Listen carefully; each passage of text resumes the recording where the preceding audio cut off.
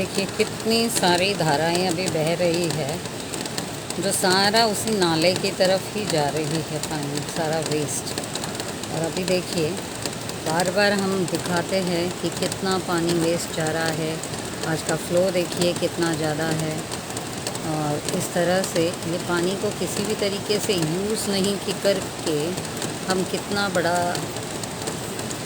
नुकसान कर रहे हैं अपना। देखिए ये सारा गटर में जा रहा है। और यहाँ से ये वालभट ओशिवरा नदी हम तो कहते हैं, लेकिन नदी को तो सारी मुंबई की जो व्याख्या है नदियों की बदल चुकी है, क्योंकि नदियों के दोनों तरफ रिटेंशन वॉल, फ्लड रिस्क से बचने के लिए ये रिटेंशन वॉल का तमाशा बनाया है। और आप देख रहे हो अभी 2 दिन से कि झाड़ वाड़ जो गिर रहे हैं, लोग की मौत होती है।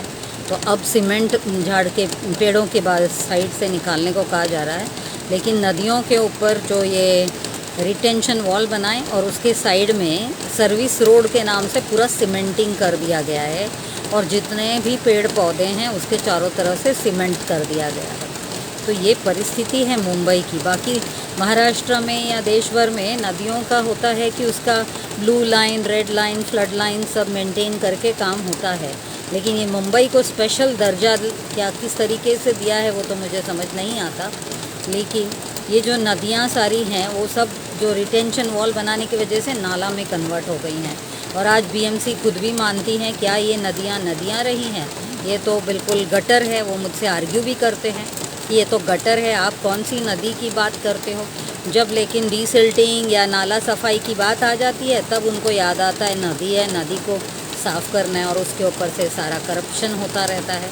तो इस तरीके का ये जो खिलवाड़ है सिस्टम में और सारी पैसों की बर्बादी। आप देखिए यहाँ पर भी एक चैनल इस तरह से बह रहा है, हर तरफ से ऐसे बड़े बड़े बड़े बड़े चैनल बह रहे हैं इससे। और ये सब पानी का इतनी सारी बारिश, इतने आज 200 सेंटीमीटर की हो चुकी है। और आखिर जाके हम लोग 2000-3000 mm तक हमारी बारिश हो जाती है। लेकिन इस पानी का किसी भी तरीके से एक प्रॉपर नियोजन या उसको किसी तरीके से हम ग्राउंड वाटर टेबल को बढ़ाने में मदद होनी चाहिए, वो सब हम कर ही नहीं रहे हैं। ये मुंबई में एक अजीब, और जब हमने जो डेप्यूटी कमिश्नर हैं निकम साहब जो इंफ्रास्ट्रक्चर के, उनसे पूछा तो बोलते करते हैं ना हम रेन वाटर हार्वेस्टिंग। तो मैंने पूछा कैसे। वो डेवलपर को कह देते हैं जब नई बिल्डिंग वगैरह बनती है तो उसमें रेन वाटर हार्वेस्टिंग। मगर देखिए उनको ये बाकी सारा जो पानी है इतना सारा, उसका नियोजन करने के लिए वो किसी भी तरीके का कोई भी नियोजन नहीं करते हैं, और ना ही इसके लिए किसी भी तरीके का इंतज़ाम है। और ऐसे ये तो मैं आपको अभी यहाँ पे वालभट की दिखा रही हूँ, दिंडोशी हिल्स की दिखा रही हूँ, मगर इसी तरीके से अगर आप संजय गांधी नेशनल पार्क से बाहर जाते हुए दहीसर नदी को देखेंगे, उसमें भी गैलन्स ऑफ पानी इसी तरीके से बिल्कुल गटर में जा रहा है। और उसी तरीके से पोईसर नदी का पानी भी। और फिर आखिर जाके हम डिसैलिनेशन और स्टॉर्म वाटर हम पंपिंग स्टेशंस ये सब खड़ा करने की कोशिश कर रहे हैं। ये कितनी मतलब हमारी स्ट्रैटेजीज़ और हमारा प्लानिंग कितना बिगड़ा हुआ है वो आप सब देखिए। ये दिखाने की मेरी कोशिश है आप सबको, ताकि इससे कुछ बदलाव आए, कुछ समझ आए, क्योंकि मैं सालों से कहे जा रही हूँ लेकिन इसका कोई परिणाम नहीं हो रहा है। और ना ही ये बॉम्बे म्यूनसिपल कॉरपोरेशन के कानों में जूं रेंगती है, बिल्कुल ना सुनते हैं ना करना चाहते हैं किसी भी तरीके का। उनका सोच समझ कुछ भी नहीं है, बिल्कुल ज़ीरो तरीके की प्लानिंग, ज़ीरो तरीके की कुछ भी।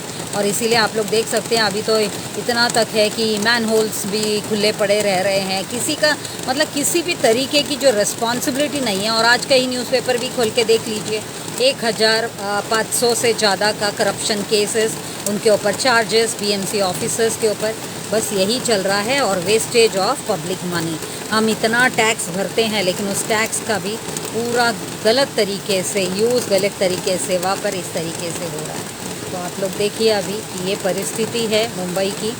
इतना बारिश, इतना सब होते हुए किसी भी तरीके का पानी का कोई नियोजन नहीं हो रहा है। और फिर अभी हम 3 डैम बना रहे हैं मुंबई के लिए।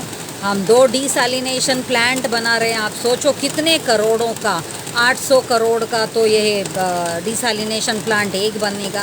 फिर हम उनसे पानी खरीदने वाले हैं, जो कंपनी डिसैलिनेशन प्लांट बना रही है उससे हम पानी खरीदने वाले हैं। कितना महंगा पानी होगा। और ये नेचर का डिसैलिनेटेड वाटर, इसका किसी भी तरीके का नियोजन नहीं, किसी भी तरीके का इसके लिए कोई भी सोच नहीं, इसका किसी भी तरीके का नियोजन नहीं है। तो आप सब देखिए, आप सब भी आवाज़ उठाइए।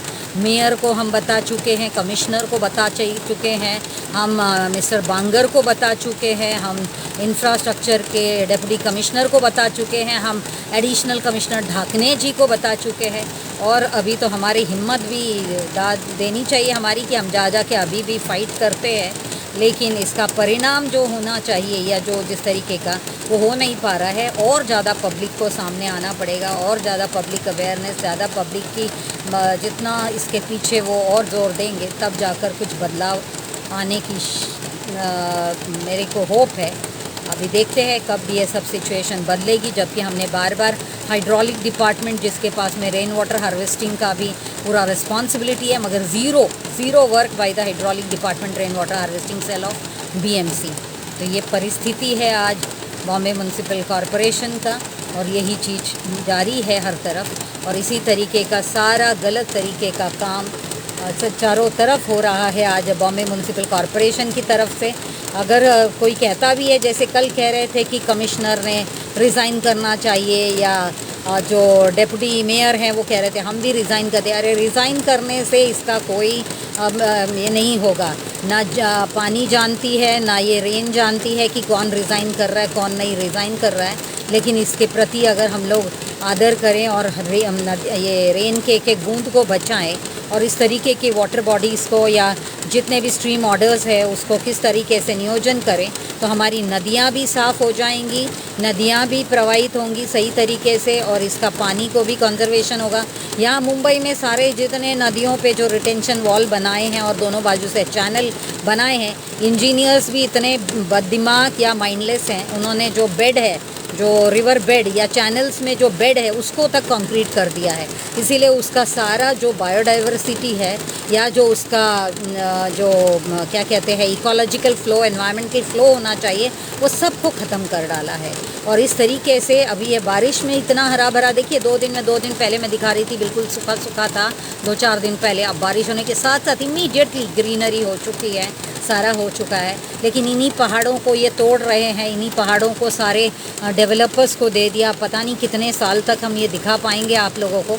अभी भी बारिश से पहले हमें लड़ना पड़ा था रहेजा के साथ में कि इसको कुछ ना करे, क्योंकि यहाँ पे इनके लोग, ये जो आप देख रहे हो ये नाला जैसे अभी पानी बह रहा है, इसको पूरा इन्होंने डाइवर्ट किया है इधर नाले में ही जाने के लिए। तो ये काम उन्होंने जब शुरू किया सर्वे का, तभी भी हमने जाके उनको रोका था, इसीलिए काम बंद पड़ा है।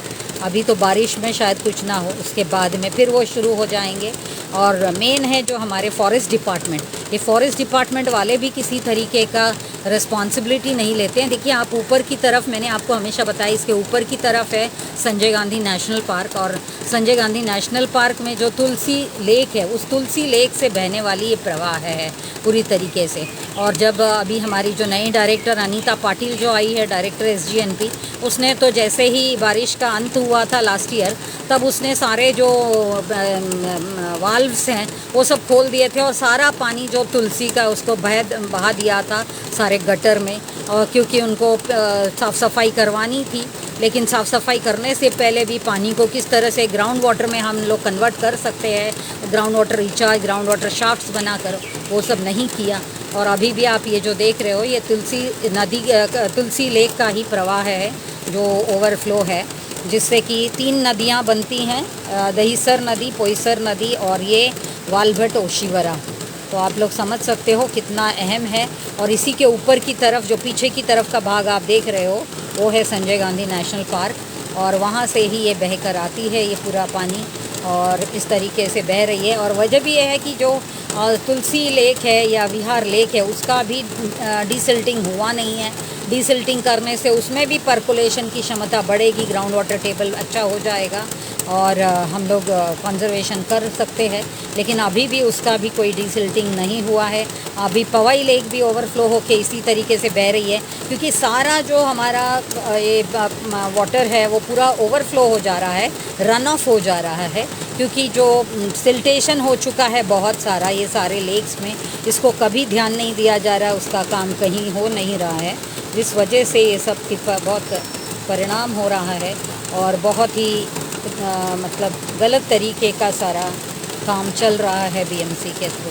अभी ये तो अच्छा है कि हम यहीं रहते हैं, आप लोगों को बार बार ये बता पाते हैं और इससे के लिए लड़ पाते हैं। अगर इससे हम कहीं दूर रहते तो शायद इसको भी आज बचा नहीं पाया होता, वरना आज ये हमने 2009 से लेकर आज 2026 हो गई है, लगातार लड़ते रहे हैं, लगातार रोका हुआ है रहेजा बिल्डर्स को और दूसरे डेवलपर्स जो आ चुके हैं। यहाँ पे पुलिस कॉलोनी के लिए भी लैंड रिज़र्व कर दिया गया है, उनका भी एक कॉलोनी बनने वाला है, इसीलिए पुलिस के पास भी जाते थे तो पुलिस भी मतलब किसी भी तरीके का मदद नहीं करती है। तो अब ज़रूरी है बीएमसी ने कोई स्टैंड लेना चाहिए और बीएमसी को ये सब के ऊपर काम करना चाहिए, ताकि सारा पानी जो है इसका बराबर से नियोजन हो पाए, पानी चारों तरफ। और ऐसे ही जो चैनल्स है ये बहुत सारे, अभी हज़ारों में ये चैनल्स पूरे फिल्म सिटी के अंदर से, आरे कॉलोनी के अंदर से, सभी जगह से जा रही है और ये अल्टीमेटली ओशिवरा नदी में जाती है। तो आप लोग समझिए कि बारिश के टाइम पे इतना पानी और बाद में हम लोग शॉर्टेज ऑफ वाटर क्राइसिस और ये सब की बातें करने लगते हैं। तो आज के लिए इतना ही आप लोगों को बताना था कि कितना अमाउंट में, कितना गैलन्स ऑफ वाटर ये बर्बाद हो रहा है और ये इतनी गैलन्स हम बर्बाद कर रहे हैं और सिर्फ 200 mld का हम अभी डिसैलिनेशन प्लांट लगाने की बात हो रही है, जिसका कि जो सॉल्ट रिजेक्शन एक सबसे बड़ा आप समझ लीजिए इशू अभी हम लोगों ने ये टेम्परेचर को फेस किया हुआ है, हीट वेव्स को फेस किया हुआ है और इससे ये जो डिसैलिनेशन प्लांट से जो वापस सॉल्ट रिजेक्ट होगा उससे और कितना टेम्परेचर बढ़ेगा आप समझ लीजिए। और बाद में हमको इसी डिसैलिनेशन प्लांट का पानी को ख़रीद कर पीने को पड़ेगा, क्योंकि वो बहुत ही ज़्यादा कॉस्ट में, ये सब आप लोग न्यूज़पेपर में पढ़ सकते हैं, ये हर रोज़ आता रहता है। और इस तरीके का जो हमारी नियोजन है ये कितना गलत है। आप लोग सोचिए आज देश में कितना पब्लिक मनी को एकदम ग्रांटेड लिया हुआ है और उसका बिल्कुल माइंडलेस वापर हो रहा है। तो ये सब को रोकना अब पब्लिक का ही रिस्पॉन्सिबिलिटी है, पब्लिक ने ही ये सब चीज़ों के लिए आगे आना है और एक अच्छे सिटीज़न होने का अपना कर्तव्य निभाना है और इस तरीके से बार बार जगाते रहना है अधिकारियों को, ताकि आज नहीं तो कल कभी तो फ़र्क पड़ेगा और ये सब के ऊपर कोई तो कार्रवाई होगी। इसी सोच के साथ आज के लिए इतना ही।